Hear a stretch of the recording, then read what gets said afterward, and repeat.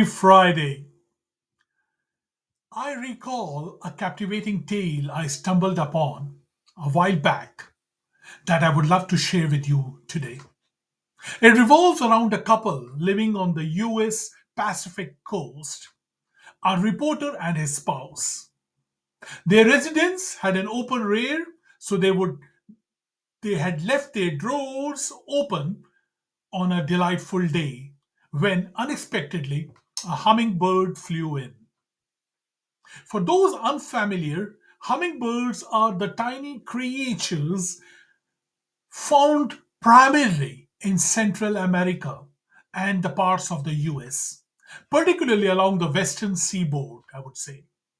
They are about the size of the sparrow common in Europe and Asia. These diminutive birds have an incredibly fast metabolism requiring constant nourishment to maintain their energy levels. Otherwise, they risk dying without regular feeding.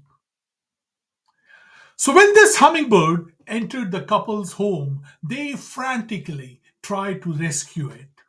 However, the frightened bird kept evading them, consistently flying towards the ceiling, as you would imagine. Yeah. It seemed drawn to the red sensor of the indoor fire alarm. Hummingbirds are naturally attracted to red color. So the more the couple attempted to assist, fearing the bird might lose energy and fall down without sustenance, the higher it soared. As the pair struggled to save the hummingbird, their neighbor entered to find them, waving their arms while the bird darted from one corner of the ceiling to another. This neighbor, an immigrant from a war torn country, had endured immense tragedy in his youth. He had lost his entire family in the conflict and subsequently joined the military, later transitioning to martial arts and becoming a sensei. As a martial arts master, he was physically robust and life hardened. Observing the scene, what he saw, he offered to help his neighbors. He advised to them, let's pause and sit quietly. Allow the bird to exhaust itself. After watching the hummingbird flit about the ceiling for roughly 30 minutes, he rose and, with the swift precision of his martial arts background, caught the bird in the blink of an eye. He held it firmly enough to prevent escape, but gently enough to avoid to harm the bird. With care and strength, he carried it outside, opened his palms wide, and released the hummingbird to freedom. This story today imparts several lessons, in my opinion. We can all be either the hummingbird or the sensei who rescued it in our lives.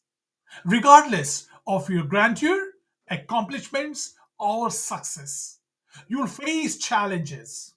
Adversity will strike, come what may, and you'll need a sensei like figure for support. Like the sensei who endured hardship in his life, you may have the opportunity to aid others despite your own tribulations, I would say. The question is, will you assist others even after experiencing misfortune and adversity in your life? Just as the sensei saved that little tiny creature life. The second lesson today is about crisis preparedness. When difficulties arise, will you have the sensei's composure and swiftness? Will you panic or remain calm? The key difference lies in your readiness for adversity. It determines how well you will handle it. And the third lesson today, it concerns helping others. When genuinely assisting someone, you must balance firmness and gentleness.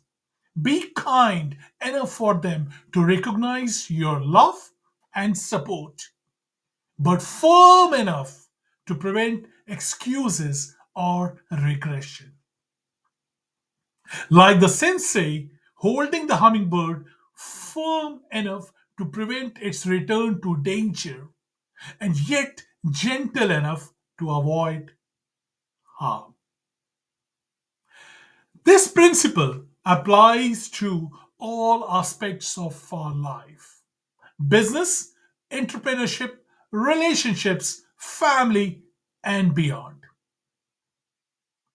So, the question: are you the hummingbird or the sensei? How will you save someone?